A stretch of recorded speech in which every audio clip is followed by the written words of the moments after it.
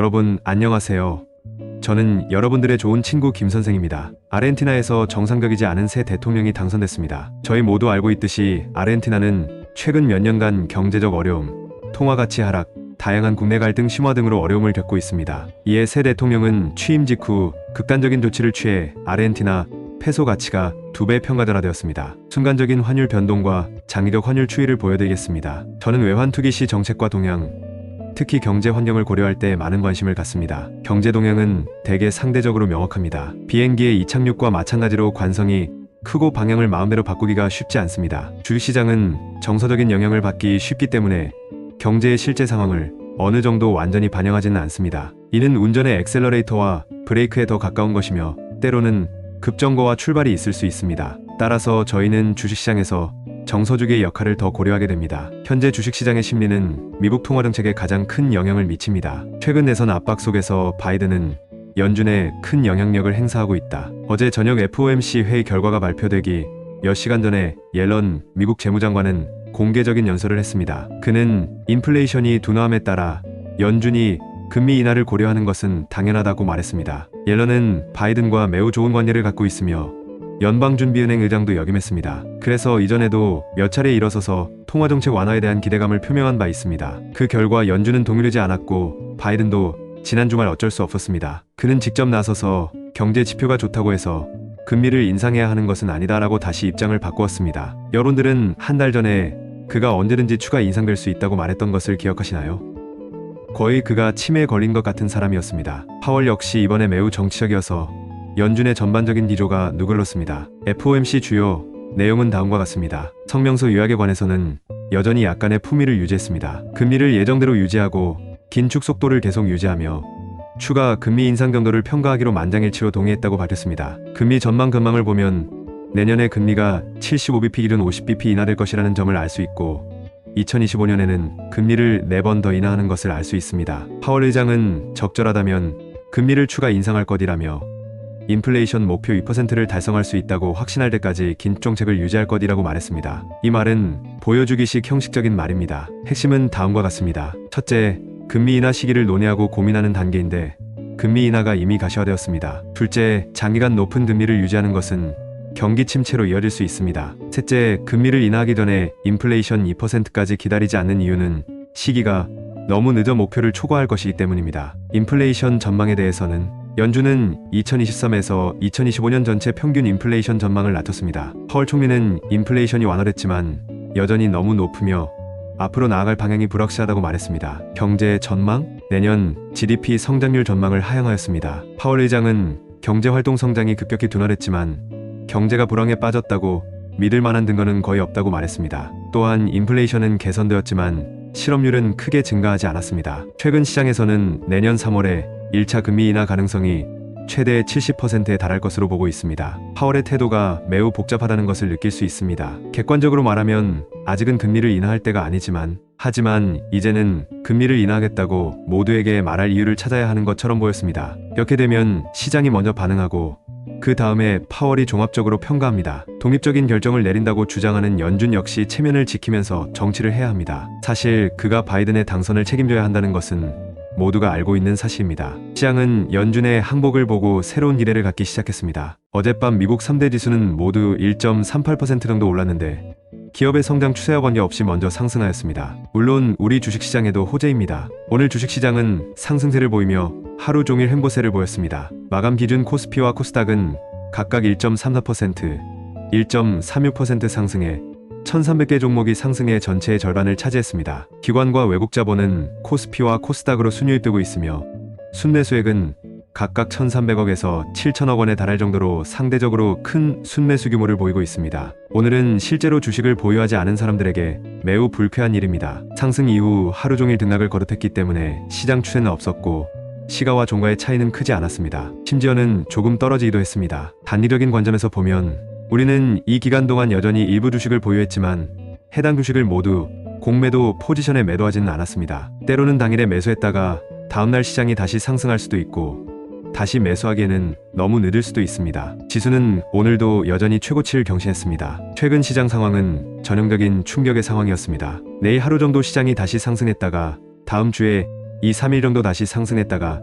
다시 불안정한 추세에 진입할 수도 있을 것으로 예상됩니다. 향후 시장 동향은 아직 불확실함으로 향후 분석을 하도록 하겠습니다. 따라서 이 시장 상황은 당분간 단기적인 기회를 모색하는 것이 적합합니다. 장기적 관점에서 보면 삼성전자는 여전히 국내에서 장기 보유에 가장 적합한 주식시장 1위를 차지하고 있습니다. 시장 가치에 의존할 뿐만 아니라 저희가 장기적으로 보유하고 있는 주식은 10년 안에 10배의 수입을 가져오는 것을 목표로 한다고 여러 번 말했습니다. 그리고 그것은 매우 확실한 수입이고, 그러면 매우 큰 산업 분야에서 세계적인 기업으로 성장해야 합니다. 이를 상장사 중에서는 여전히 삼성전자가 가장 신뢰받는 기업입니다. SK하이닉스는 이번 달 좋은 추세를 거두었고 현재 시장 가치는 LG에너지솔루션을 넘어섰습니다. 중기적으로는 좋은 추세를 보이겠지만 장기 보유에는 가장 적합하지 않고 10배의 상승도 시현할 가능성이 없어 보입니다. 주기성 업종이라는 느낌도 듭니다. 현재 보유하고 있는 개별 주식을 기준으로 확인해 보겠습니다. 오늘은 로봇 종목인 레인보우 로보틱스 27만 7,810을 다시 선택하였고, 반도체 및 2차전지 재고인 솔브레인 35만 7,780을 잠정적으로 매도하였습니다. 솔브레인이 장기적으로 실적이 저조할 것이라는 말은 아니지만 현재 우리는 대부분 단기 거래를 하고 있습니다. 단기적으로 시장 흐름이 약할 때도 있지만 너무 많은 포지션을 취하는 것도 권장하지 않습니다. 따라서 우리는 제한 없이 새로운 주식을 매수하는 것보다 다른 더 좋은 종목으로 갈아타는 것을 고려해야 합니다. 현 단계에서는 헤비 포지션 트레이딩에 적합하지 않습니다. 며칠 전 우리는 2개의 장기 주식과 3개의 중기 기회로 구성된 23 포트폴리오 전략을 공유했습니다. 저희 주식 수익 플랜은 모든 초단기 거래를 종합하여 3번의 중기 기회 중에 한 번입니다. 따라서 이론적으로는 투자 규모가 너무 커서는 안 됩니다. 저희는 주식 시장 수익 계획을 세웠습니다. 한편으로는 기존의 주식에서 손실을 보신 분들을 손실을 회복시켜드렸습니다거나 수익성 있는 거래도 많이 했습니다. 동시에 이 과정에서 우리는 더 나은 기회도 모색해야 합니다. 나는 종종 이렇게 합니다. 즉, 시장 심리에 대해 낙관적이기 때문에 처음에 매수합니다. 그러나 더 깊고 깊은 이해를 통해 결국에는 우리가 중장기적으로 보유하게 될 주식도 있을 것입니다. 이로써 더 큰 장기적 이익을 달성할 수 있습니다. 따라서 이 부분에 대해서는 걱정하지 않으셔도 되며, 최근 단기 트레이딩에서는 일시적으로 전체 포지션을 현재 수준으로 유지할 예정이며 늘리지는 않을 것입니다. 그동안 로봇 분야에 대해 많은 이야기를 나눴지만 솔직히 아직 로봇이 본격적으로 대두되는 시기는 아직 이르지 못했습니다. 이 시간은 언제 올 것일까요? 어제 테슬라는 2세대 로봇을 출시했습니다. 이 로봇이 테슬라 주가 자체에는 큰 호재가 되지 않을 수도 있지만 로봇 분야에는 확실한 호재가 될 것이라고 생각합니다. 하지만 이 로봇은 아직 집에서 사용할 수 있는 수준에는 이르지 못했고 적어도 1에서 2년은 걸릴 것으로 예상됩니다. 로봇테마 주식의 경우 올해 초부터 삼성전자가 매수한 이후부터 레인보우 로보틱스를 매수하기 시작했습니다. 그 후 이미 첫 번째 큰 거래가 나타났습니다. 당시에는 거래가 로봇테마 전체보다는 주로 개별 종목에 집중되었습니다. 최근 기간은 2가지 거래 사이 단계에 속하는데 전반적인 시장 추세도 부진하기 때문에 주가가 계속해서 크게 상승할 수는 없습니다. 그래서 현재는 단기 매매만 하고 있습니다. 다음 단계는 제 예측으로는 약 반년 후, 즉 2024년 7월에서 8월경에 시작될 수 있으며 두 번째 큰 거래가 될 수 있습니다. 그때쯤이면 로봇 산업에 더 많은 기업이 참여하게 될 것이며 이들의 가치는 레인보우 로보틱스와 같지 않을 것입니다. 제품 출시 전부터 밸류가 너무 높습니다. 단기적으로 좋은 기회가 있는데 아직 매수하지 못한 분들은 내일 매수할 수 있습니다. 다른 종목은 셀트리온 헬스케어 09190으로 다음 주 월요일부터 상장 폐지 및 거래 정지가 예상됩니다. 이후 셀트리온 06827형과 합병해 1월 12일 상장일자로 코스피 시장에 상장될 예정입니다. 일반적으로 과거에는 그러한 합병 상장은 새로운 상승을 동반했을 것입니다. 또한 포스디엑스 0210형도 코스피에 상장되며 곧 코스닥에서 상장 폐지될 예정입니다. 코스피 상장의 장점 중 하나는 시장 가치가 충분히 크다면 KOSPI 200 지수에 진입할 수 있으면 기관의 자금을 확보할 수 있습니다. 하지만 KOSPI 200에 진입하지 못한다면 기관이나 개인 투자자 모두 사지 않는 주식이 될 것이고 누구도 원하지 않는 주식이 될 것입니다. 그렇게 될 경우 코스닥만큼 좋지는 않습니다. 시장 변동하는 1개월간 상장 폐지 기간 및 1월 12일 재상장까지 일부 포지션을 유지하는 것을 고려할 것입니다. 전체 포지션을 통제해야 하기 때문에 본인 주식 계좌에 있는 총 자금 중 현재 해당 종목의 포지션 자금의 비율을 알아야 합니다. 편하신 시간에 제 비서에게 말씀해 주세요. 그리고 내일은 최신 뉴스와 실제 시장 상황을 바탕으로 얼마나 많은 물량을 매도해야 할지, 얼마나 유지해야 할지 결정하겠습니다. 그러면 이번 달 안에 다른 단기 주식을 거래하게 될 거예요. 따라서 모든 자금을 정지 주식에 투자하는 것은 불가능합니다. 오늘 주가는 좋은 성과를 냈고 그 형태에 대해 매우 낙관적입니다. 우리가 보유하고 있는 다른 주식을 간단히 검토해 보겠습니다. SK스퀘어 402,340은 오늘 좋은 모습을 보이고 있으며 시장은 하루 종일 약간의 등락을 보였으며 이제는 상승할 준비가 되어 있는 것으로 보입니다. 전체 주봉에서는 최근 5주 이동평균선을 따라 상승세를 보이고 있는데 이번 시장은 1에서 2개의 K차트선 내에서 상승할 가능성이 높다고 봅니다. 상대적으로 좋은 추세를 보인 또 다른 종목은 KINX09332입니다. 오늘은 다시 기존 최고가 10만에 근접했습니다. 종전 최고가는 2020년 99,000원이었다. 이번 주 화요일에 이 가격을 넘어서고 10만 선을 돌파했습니다. 하락 후에도 계속 상승할 준비가 되어 있어 시장은 매우 역동적으로 보입니다. 클리리오 237,880은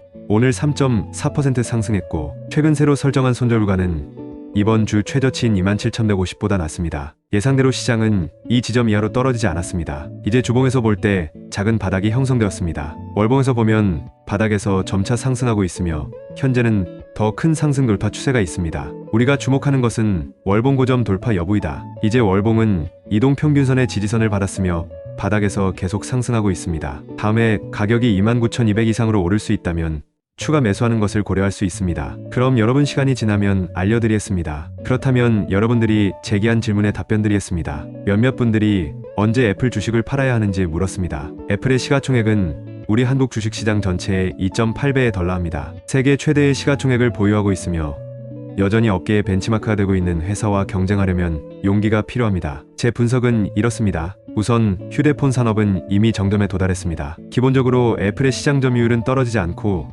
휴대폰에 대한 사람들의 수요도 줄지 않겠지만 업계 전체가 병목 현상에 빠졌다. 향후 신제품을 통해서만 회사의 생산량이 지속적으로 향상될 수 있습니다. 그래서 신제품이 무엇인지는 매우 중요합니다. 애플은 자체적으로 전기차를 만들려고 노력했지만 진전이 되고 있지는 않습니다. 쿡은 머스처럼 자동차 제조의 모든 세부 사항에 관여하지 않을 것입니다. 애플은 항상 제품을 자체적으로 디자인한 후 아웃소싱 회사에 넘겨왔습니다. 자동차는 휴대폰보다 훨씬 더 복잡한 제품입니다. 공장 기술은 실험실 기술보다 훨씬 많으며 회사 경영진은 직접 나서서 생산 라인의 모든 부분을 잘 이해하고 지속적으로 개선해야 합니다. 애플의 또 다른 성장 방향은 가상현실 기술입니다. 현재 애플 비전 프로가 보여주고 있는 강점을 바탕으로 개발자를 위한 제품의 친근함 생태 시스템을 조성하고 출시되면 분명 세계 1위가 될 겁니다. 유일한 문제는 가격이 너무 비싸다는 것이다. 최근에는 출시일이 내년 3월로 연일했다는 소식이 전해졌습니다. 애플은 향후 10년 동안 이 방향으로 열심히 노력할 것으로 예상됩니다. 테슬라가 로드스터에서 모델 S 그리고 모델 3까지 그랬던 것처럼 컨셉 제품부터 일반 소비자가 사용하는 생활품까지 가격은 점차 낮아지고 생산량은 점차 늘어나고 있습니다. 이것은 매우 긴 과정입니다. 관심이 있으시면 테슬라의 주가를 살펴보실 수 있습니다. 첫 번째 큰 거래 이후 오랫동안 횡보 거래를 해왔습니다. 제가 매수한 시기이기도 한 본격적인 상승세 2라운드의 시작점은 로드스터가 탄생한 지 10년이 넘은 2019년이었습니다. 따라서 애플은 앞으로도 여전히 세계 1위가 될 수 있지만 확실히 가장 빠르게 성장하지는 않을 것입니다. 휴대폰 산업의 정체 현상에서 주가가 장기간 횡보해야 합니다. 그리고 신제품의 시장 개척 과정이 필요합니다. 그래서 많은 친구들이 저에게 언제 주식을 팔아야 하는지 묻는다. 제가 추천하는 해결책은 만약 돈으로 바꾸고 싶다면 매도할 필요가 없다는 것입니다. 고성장 종목으로 갈아타고 싶다면 PDD나 비트코인 또는 본인이 긍정적으로 보고 있는 다른 3위 기업으로 갈아타시는 게 더 나은 선택이 될 것입니다. 자금량이 많으면 심리적으로 수용 가능한 상태가 되기까지 더 많은 시간이 필요합니다. 한 번에 다 갈아탈 필요는 없고 매달 일부씩 천천히 갈아타시면 됩니다. 오늘은 투자 도구와 다양한 투자 자산에 대해 논의하고자 합니다. 저는 개인적으로 공격적이고 보수적인 접근 방식을 선호합니다. 왜 공격적이어야 할까요? 왜냐하면 저는 여러 배, 심지어 수백 배 상승할 기회가 있는 자산에 투자할 것이기 때문입니다. 왜 보수적이어야 할까요?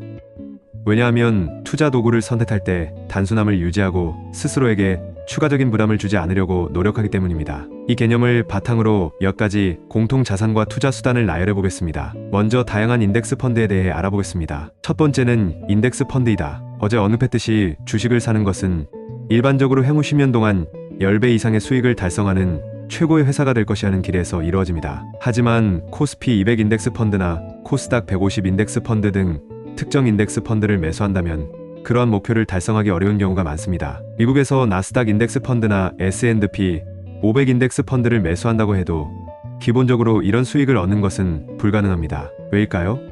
왜냐하면 그들은 일반적으로 약 10%의 평균 연간 수익률을 제공하고 일부는 더 낮기 때문입니다. KOSPI 200 지수의 상승세를 보면 10배의 수익률을 얻지 못할 것이 분명합니다. 두 번째는 산업 인덱스 펀드이다. 소비재 산업 지수, 조선 산업 지수, 반도체 산업지수와 같은 자체 산업지수 등이 있을 수 있습니다. 제 경험에 따르면 일반적으로 업계 최고의 주식을 직접 매수하는 것이 더 적절합니다. 특정 산업에 대해 긍정적이라면 가장 빠른 시장 성장, 가장 빠른 시장 점유율 증가, 상대적으로 높은 점유율을 가진 회사를 찾을 수 있습니다. 이런 회사는 10년 안에 10배의 수익을 낼 가능성이 상대적으로 큽니다. 하지만 지수를 매수한다면 최고의 종목을 찾기 귀찮기 때문에 게으른 선택이라고 볼 수 있습니다. 각자가 보유하고 있는 지수에서는 많은 기업이 확장 능력이 없고 산업 사이클만 따라갈 수 있습니다. 이 회사들은 저희의 발목을 잡을 것입니다. 따라서 처음 두 개는 이해하지 못하고 뒤처지는 일부 회사에 합류하여 전체 수익률이 기대에 미치지 못하는 원인이 됩니다. 세 번째는 지수 대비 3배 상승 시세 차익 혹은 3배 공매도 등 레버리지가 있는 지수입니다. 그러한 지수에 대해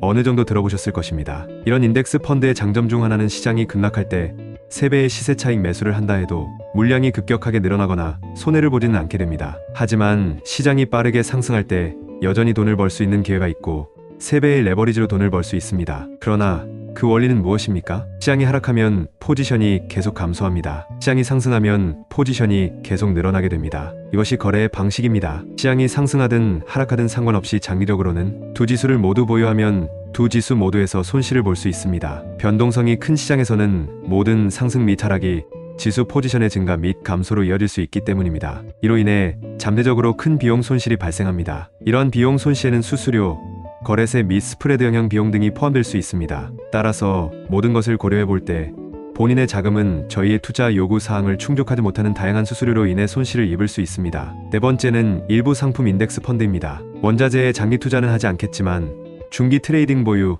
기간은 반년 이내엔 고려할 수 있습니다. 인덱스 펀드도 하나의 방법이고 또 하나는 상품 선물을 직접 매수 주력 계약만 내수하는 방법인데 둘에 비하면 저는 후자를 선호합니다. 일반적으로 저는 모든 종류의 인덱스 펀드에 동의하지 않으며 제 자신도 이 방식을 선택하지 않을 것입니다. 우리 대부분이 돈을 벌지 못하는 이유는 우리는 항상 지름길을 찾고 싶어하고 게으르기 때문에 노력을 아끼는 것처럼 보이지만 실제로는 수익을 대가로 심지어 장기적인 손실로 이어집니다. 우리는 이런 식으로 투자해서는 안 됩니다. 계산해보면 연평균 수익률 26%는 10년 안에 10배 900% 증가의 소득을 가져오게 됩니다. 그러면 연평균 수익률 10%는 2.6배 160%의 소득이 됩니다. 게으름의 대가는 엄청납니다. 다음으로는 유동성이 낮은 시장에 대해 말씀드리겠습니다. 1차 시장 및 모든 비유동성 시장에 관한 것입니다. 주로 확률에 따라 다릅니다. 1만원 투자해서 1년에 10만원 벌 수 있다면 고려해 볼 수 있겠네요. 비용이 충분히 낮다면 주식 거래에 참여하는 것을 고려해 보실 수 있습니다. 저는 주식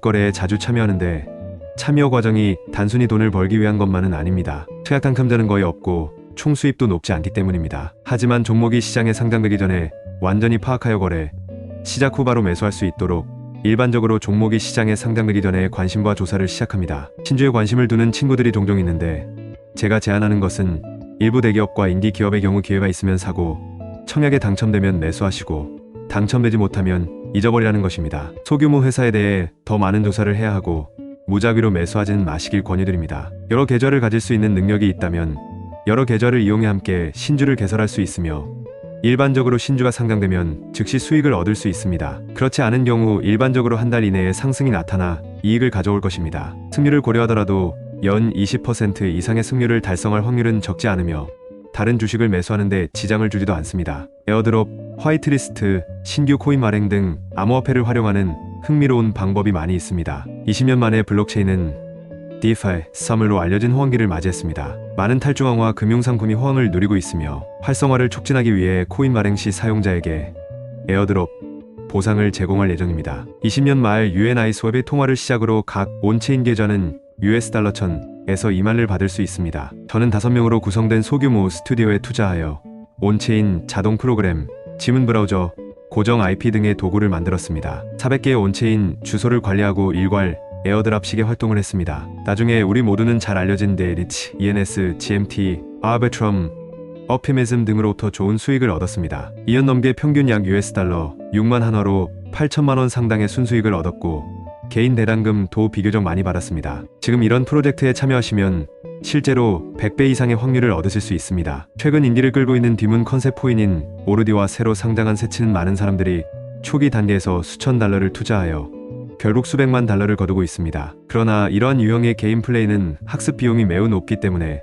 공부를 좋아하는 젊은 사람들이 플레이할 수 있습니다. 또한 코인리스트, 바이낸스 런치패드 등 새로운 통화거래 플랫폼의 경우 일부를 구독 대상으로 선정할 예정입니다. 구체적인 내용은 신주 청약과 유사하므로 오늘은 자세한 내용은 다루지 않겠습니다. NFT 등 유동성이 낮은 암호화폐의 경우 시장 수요에 대한 확신이 충분하지 않으면 참여하지 않을 수도 있습니다. 예를 들어 아즈키와 다른 NFT는 당시 신규 상장에 참여했습니다. 그리고 일부 NFT 커뮤니티의 규칙이 매우 복잡하여 저는 하지 않는 걸 조언드립니다. 규칙이 너무 복잡하면 PUA가 의심될 수 있으며 이러한 자산은 일반적으로 전망이 좋지 않습니다. 대조적으로 진정으로 혁신적인 프로젝트는 그러한 홍보 방법을 사용하지 않으며 종종 높은 수익을 가져옵니다. 마지막으로 암호화폐 시장에는 선물, 옵션, 스왑, 워런트, CFD 차액 계약, 무기한 계약 등 다양한 금융 파생 상품이 있습니다. 바이너리 옵션과 같은 순수한 도박 방법을 제외하면 대부분의 금융 파생 상품의 본질적인 목적은 실제로 헤딩과 같은 위험을 피하는 것입니다.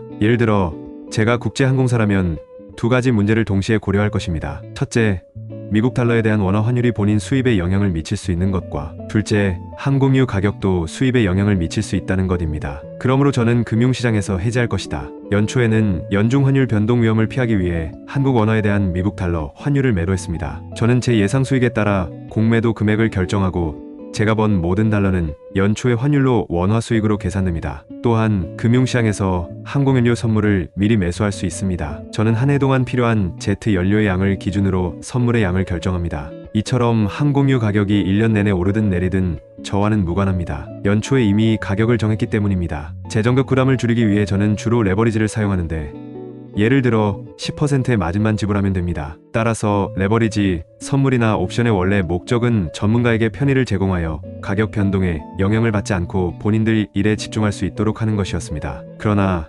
나중에는 점차 투기적인 수단으로 발전했습니다. 일반적으로 말하면 모든 투기적 수단에는 몇 가지 공통된 특징이 있습니다. 첫 번째는 가격에 베팅하는 것입니다. 선물을 구매하고 레버리지를 10배 추가하면 이론적으로 가격이 10% 하락하는 한 모든 돈을 잃을 만큼 충분합니다. 물론 가격이 10%만 오르면 직접적으로 2배의 이익을 얻을 수 있습니다. 이는 높은 위험과 높은 보상을 가져옵니다. 이 방법은 사실 좋아하지 않습니다. 일부 작은 자금도 이익의 확대를 통해서 점차적으로 자금이 늘어나야 하기 때문입니다. 그러나 자금이 상대적으로 많을 경우에는 가격 인상을 통해 직접 돈을 버는 동시에 높은 수준의 수익을 가져오는 것이 가장 좋습니다. 수익과 위험을 증폭시키기 위해 레버리지를 사용할 필요가 없습니다. 외환시장에서 차익거래량 CFD는 유사한 방식을 사용합니다. 현물시장과 직접 연결되지만 물리적 배송이 필요하지 않아 거래 수수료가 저렴합니다. 동시에 특정 레버리지를 제공합니다. 어떤 사람이 외환을 투기한다면 그는 반드시 레버리지를 사용할 것입니다. 그러므로 개인적으로 제안하는 것은